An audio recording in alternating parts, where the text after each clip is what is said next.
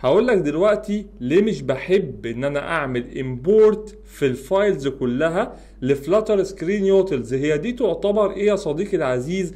تعتبر ثيرد بارتي باكج او باكج خارجية مش حضرتك اللي عاملها. في يوم من الايام ممكن تقرر ان انت تستغنى عن الباكج دي، ممكن تقرر ان انت تشيلها من البروجكت بتاعك، ممكن تقرر ان انت تعمل حاجة خاصة بيك انت، ممكن وارد جدا ان الباكج دي تبقى دبريكيتد او تبقى مش موجودة، يوقفوا سبورت عليها او ايا كان. عشان كده دايما لما بستخدم حاجة خارجية بره البروجكت بتاعي انا مش بروح اعمل امبورت للباكج بالشكل ده، لا انا بعمل فايل خارجي ببدأ اهولد فيه الباكج دي كأنك بالظبط بتعمل رابر. فانا دلوقتي الباكج دي مهمتها ايه؟ ان هي بتعمل سايزنج، فانا هقول له مثلا اب سايزز.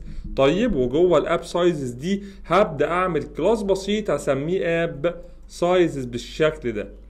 جوه الاب سايزز هبدا اجمع كل السايزز اللي عندي في الابليكيشن جوه الكلاس البسيط ده. مثلا هقول له